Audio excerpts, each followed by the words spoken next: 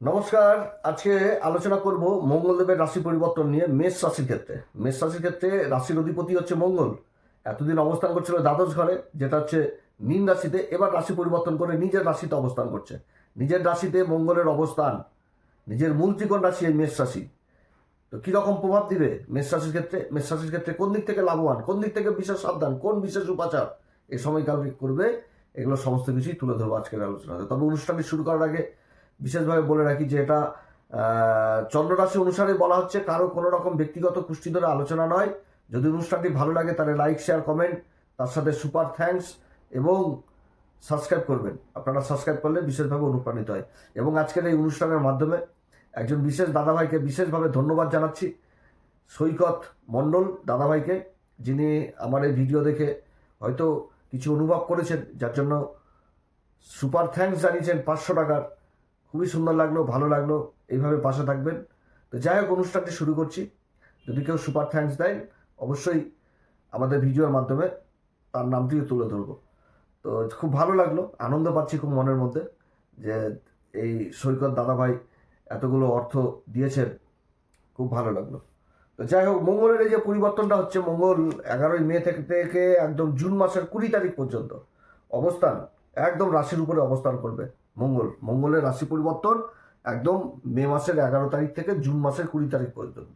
মঙ্গল হচ্ছে কি ঊর্জা, মঙ্গল হচ্ছে কি শক্তি, মঙ্গল হচ্ছে অত্যধিক সাহস। এগুলো তো মঙ্গল থেকেই হয়, মঙ্গল থেকে দেখা হয়।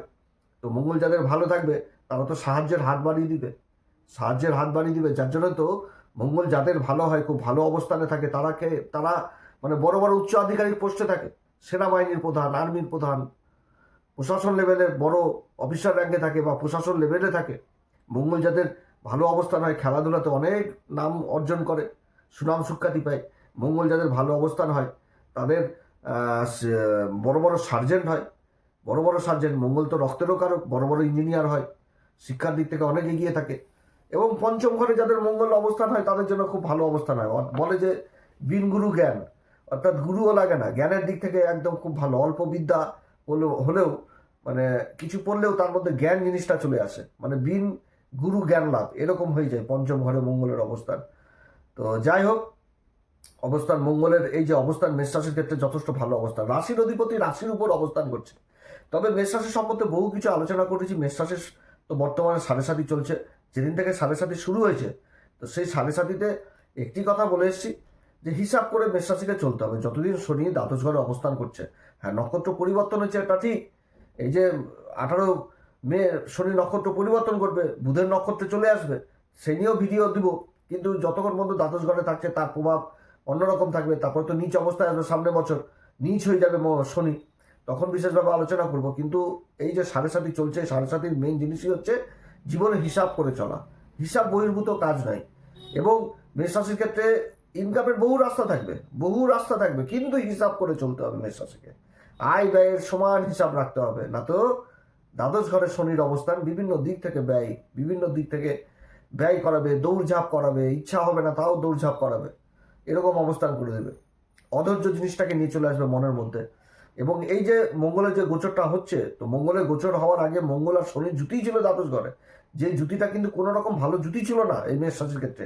অনেক মেষ রাশির জাতক জাতিকারা এই সময়কালে ইএমআই চালু হয়ে গেছে, কিংবা মানে মঙ্গলের যে অবস্থান ইএমআই চালু করে দেয়, ধার ঋণগ্রস্ত করিয়ে দেয়। তাও কি অনেক ক্ষেত্রে আবার নিজের সুখের জন্যও কিন্তু অত্যধিক ব্যয় করিয়ে দেয়, ঋণই করিয়ে দেয় এই দ্বাদশ ঘরে মঙ্গলের এই অবস্থান। এটা কিন্তু অবস্থানটা ভালো না। তো এই যে অবস্থান, একটা বিস্ফোরক যোগ থেকে কিন্তু এই সময়কালে মঙ্গল বেরিয়ে আসছে। আজকের আলোচনাতে মঙ্গলের অবস্থান তো তুলবই, যেরকম বলছি, তার সাথে তুলে ধরবো যে অন্যান্য গ্রহদের অবস্থান এবং তাদের যে নক্ষত্র সাপোর্ট, সেটাও তুলে ধরবো। তো মঙ্গল এই যে রাশির উপর অবস্থান করছে, এটা ঠিক। যে নক্ষত্র পাচ্ছে, 3টা নক্ষত্র, অশ্বিনী, ভরণী এবং কৃত্তিকা নক্ষত্র পাচ্ছে। তো এটা তো মঙ্গলের নক্ষত্র। এবার অন্যান্য গ্রহদেরও কিন্তু সাপোর্ট পাবে। যেমন মঙ্গল যে মুহূর্তে রাশি পরিবর্তন করছে, সেই মুহূর্তে কিন্তু রাশির উপর বুধ এবং সূর্যের অবস্থান থাকছে 14 তারিখ পর্যন্ত। তারপর কিন্তু সূর্য বুধও সরে যাবে। আবার ওদিকে 13 তারিখে শুক্রও সরে যাবে। শুক্রও কিন্তু রাশি পরিবর্তন করে নিয়ে 2 গুরুর অবস্থান হয়ে যাবে একদম 3য় ঘরে। এবং তাদের যে দৃষ্টির প্রভাব, সেই দৃষ্টির প্রভাব কিন্তু ভাগ্যের ঘরেই থাকবে।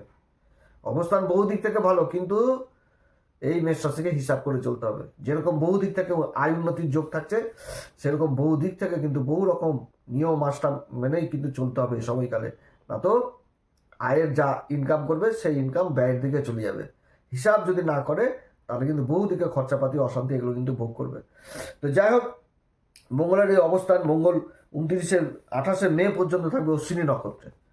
28শে মে যে মুহূর্তে রাশি পরিবর্তন করবে, রাশিতে প্রবেশ করবে, সেই সময় থেকে 11ই মে থেকে একদম 28শে মে পর্যন্ত অশ্বিনী নক্ষত্রে থাকবে। অশ্বিনী নক্ষত্রের অধিপতিকে কেতু, অধিপতি দেবতা অশ্বিনী কুমার, সূর্যদেবের সন্তান।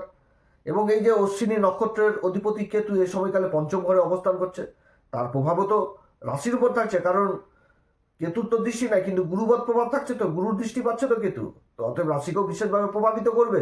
এবং এই সময়কালে কর্মক্ষেত্রে পরিবর্তনের যোগ থাকছে, পরিবর্তনে দৌড়াদৌড়ি থাকবে, পরিবর্তনে আত্মবিশ্বাসপূর্ণ একটা মানে এরকম প্রবৃত্তি তৈরি হবে। আত্মবিশ্বাস, কনফিডেন্ট লেভেল যথেষ্ট হাই থাকবে, ছোটাছুটি এগুলো থাকবে, কর্মক্ষেত্রে পরিবর্তন থাকবে, তার সাথে ইনকামের একাধিক রাস্তাও থাকবে, ইনকামের রাস্তা থাকবে, সরকারি বেসরকারি কর্মক্ষেত্রে ধাপাধাপি এগুলো কিন্তু থাকবে, কর্মলাভও হবে এই সময়কালে।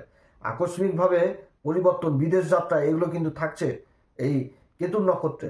এবং কেতুর নক্ষত্রে মানে যেরকম কর্মক্ষেত্রে দূরযাত্রা হবে, সেরকম বিভিন্ন দিক থেকে উন্নতির যোগ থাকবে। তবে বিশেষ ক্ষেত্রে থাকবে হচ্ছে যারা ইঞ্জিনিয়ার লেভেলে থাকছেন তাদের উন্নতির যোগ থাকছে, খেলাধুলার সাথে যারা যুক্ত রয়েছেন সেই দিক থেকে থাকছেন, যারা পরিবেশ বিদ্যার উপর কোনো রকম শিক্ষামূলক কিছু করছেন সেই দিক থেকে বিশেষ উন্নতির যোগ থাকছে, এগুলো কিন্তু থাকছে। ভেষজ ট্রিটমেন্ট এগুলো দিকেও বিশেষভাবে কিন্তু প্রভাবিত করবে, যারা শিক্ষা লেভেলে পড়াশোনা, ডাক্তারি লেভেল নিয়ে পড়াশোনা করছেন সেই দিকেও কিন্তু বিশেষ উন্নতির যোগ থাকছে এই কেতু নক্ষত্রে। তবে অত্যধিক আত্মবিশ্বাস, যেটা মাইনাস দিক, সেটা হচ্ছে অত্যধিক আত্মবিশ্বাস, এগুলো কিন্তু এই সময়কালে লক্ষ্য করা যাবে। অতএব এদিক থেকে কিন্তু দূরে থাকতে হবে। ওভার কনফিডেন্ট, ওভার জিনিসটা, অত্যধিক জিনিসটা, এই জিনিসগুলো থেকে অতটা ভালো নয়। প্রেম ভালোবাসার দিকের জায়গাটাও কিন্তু অতটা ভালো দেখাচ্ছে না এই সময়কালে, এবং দাম্পত্য জীবনও অতটা কিন্তু ভালো দেখাচ্ছে না।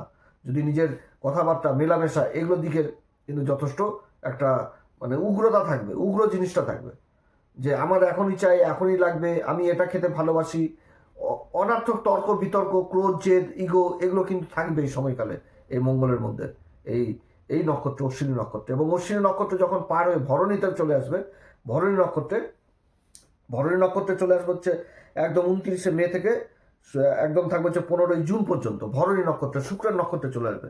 তো শুক্র এই সময়কালে আবার রাশি পরিবর্তন করে নেবে, শুক্র চলে আসবে হচ্ছে দেবগুরু বৃহস্পতির সাথে অবস্থান করে নেবে 15ই জুন। আবার জুন মাসের 2 তারিখে আবার দেবগুরু বৃহস্পতিও রাশি পরিবর্তন করে নেবে।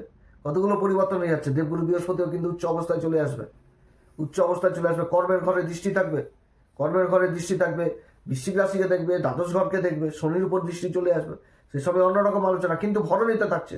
এ সময়কালে কি হবে, এ সময়কালে জীবনসাথী যে কর্ম করবে সেই কর্মে উন্নতির যোগ থাকবে, কর্মসূত্রে প্রমোশন যোগ এই সমস্ত জিনিস থাকবে, যোগাযোগ ব্যবস্থা থাকবে, সামাজিক পরিচিতি যথেষ্ট বৃদ্ধি পেয়ে যাবে। যারা মিডিয়া সেক্টরে রয়েছেন, কলা বিভাগে রয়েছেন, এই সমস্ত দিক থেকে যথেষ্ট ভালো, মার্কেটিং ফিল্ডে রয়েছেন, যথেষ্ট ভালো অবস্থান হতে যাচ্ছে। এ সময়কালে বিভিন্ন রকম সুখ শান্তি, যথেষ্ট সুখ জিনিসটাকে যথেষ্ট উপলব্ধি করতে হবে। বিভিন্ন দিক থেকে আয় উন্নতির যোগে ভরণী নক্ষত্রও থাকছে। কিন্তু একটাই কথা, হিসাব কিন্তু করতে হবে, অনবরত হিসাব করে নিজের জীবনকে অতিবাহিত করতে হবে। কারণ শনি কিন্তু দ্বাদশ ঘরে থাকছে, রাহু একাদশ ঘরে থাকছে, নিজের নক্ষত্র শতবীর সাথে রাহু থাকছে। ইনকামের অনেক রকম রাস্তা দিবে, ইনকামের রাস্তা থাকবে, ভালো রাস্তা থাকবে। অপরদিকে ধন সম্পত্তির ঘরে সূর্যদেবের অবস্থান হচ্ছে, পঞ্চম ঘরের অধিপতি হচ্ছে সূর্য, পঞ্চমপতি থাকবে ধন সম্পত্তির ঘরে, ইনকামের একাধিক রাস্তা থাকবে।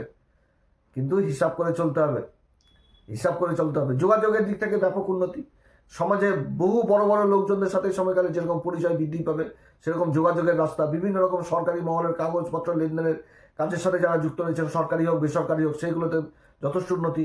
যারা বেসরকারি কাজের সাথে যুক্ত রয়েছেন, যারা ব্যবসা বাণিজ্যের সাথে যুক্ত রয়েছেন, যে কোনো ব্যবসা, সেগুলোতে যথেষ্ট উন্নতি। স্ত্রীবর্গীয় কাজের সাথে যারা যুক্ত রয়েছেন, যেরকম কসমেটিকের ব্যবসা, রেডিমেড গার্মেন্টের ব্যবসা, মিডিয়া সেক্টরে যারা যুক্ত রয়েছেন, যারা ফ্যাশন ডিজাইনার, বিউটিশিয়ান, কোনো খাবারের প্রোডাক্টের কাজের সাথে যুক্ত রয়েছেন, কোনো মিষ্টান্নর প্রোডাক্টের কাজের সাথে যুক্ত রয়েছেন, সেই কাজগুলোতে বিশেষ উন্নতির যোগ এই সময়কালে থাকছে। কিংবা কর্মক্ষেত্রে কোনো বড় টেন্ডার পেয়ে যাওয়ার সম্ভাবনা এই সময়কালে থাকবে।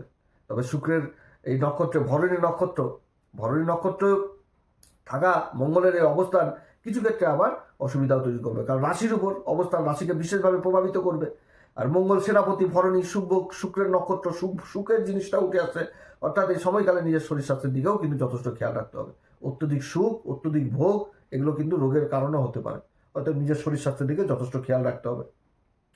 প্রাণায়াম, যোগব্যায়াম এগুলো নিয়মিত করতে হবে, নিজের শরীর স্বাস্থ্যের দিকে যথেষ্ট খেয়াল রাখতে হবে। আর এরপরে যখন আবার কৃত্তিকাতে চলে আসবে, কৃত্তিকা নক্ষত্রের সূর্য তো দ্বিতীয় ঘরে অবস্থান করবে, তো নিজের মুখের বাণীর দিকে যথেষ্ট খেয়াল রাখতে হবে।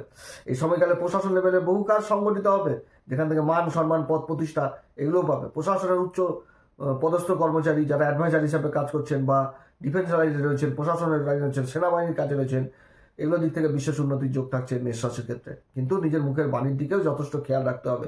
পার্টনারশিপে যারা ব্যবসা বাণিজ্য করছেন সেদিকেও বিশেষ খেয়াল, দাম্পত্য জীবনের দিকেও বিশেষভাবে খেয়াল রাখতে হবে, কারণ এই সময়কালে মুখের বাণী একটু কর্কশ হবে, কথাবার্তা এমন হবে সত্যি বলবে কিন্তু সত্যি কথাটা যে লাগবে দেহে না, একদম হারে। অতএব নিজের মুখের বাণীর দিকেও যথেষ্ট খেয়াল রাখতে হবে এই মঙ্গলের এই পরিবর্তন কৃত্তিকা নক্ষত্রে। এক্ষেত্রে বহু রকম কাজ হবে। আইন সংক্রান্ত কাজের সাথে যারা যুক্ত রয়েছেন, অ্যাডভাইজার হিসাবে কাজ করছেন, তাদের জন্য অবস্থান ভালো, মার্কেটিংয়ের দিকে ভালো। কিন্তু মুখের বাণী ভাইটাল হবে এই সময়কালে এই মেষ রাশির। এই গোচরে কোন উপাচার করবে? প্রত্যেকদিন হনুমান চল্লিশা পড়ো, হনুমান চল্লিশা, বজ্রংবাণ, শ্রীরাম সীতার প্রণাম মন্ত্র সহকারে প্রত্যেকদিন যতবার মন চাই ততবার পড়বেন। এবং মঙ্গলবার করে বজরংবলীকে সিঁদুর দান করবেন, জটাওয়ালা নারকেল দান করবেন। মঙ্গল কি রক্তের কারক, যেখানটাতে রক্ত, কোথাও হয়তো রক্তদান শিবির হচ্ছে সেখানটাতে রক্তদান করো, ভালো, মঙ্গলের যথেষ্ট প্রভাব ভালো হবে। এবং মঙ্গল হচ্ছে কি দক্ষিণ দিশাটা তো দক্ষিণ দিক, তো বাড়ির দক্ষিণ দিকের জায়গা, দক্ষিণ দিকটা বিশেষভাবে পরিষ্কার পরিচ্ছন্ন রাখো, তাতেও যথেষ্ট ভালো। যে কোনো কাজ দক্ষিণ মুখে, যাদের মঙ্গল খুব ভালো অবস্থায় রয়েছে, দক্ষিণ মুখে কাজ করো, অনেক কিন্তু এই সময়কালে বিশেষ উন্নতির যোগ থাকবে।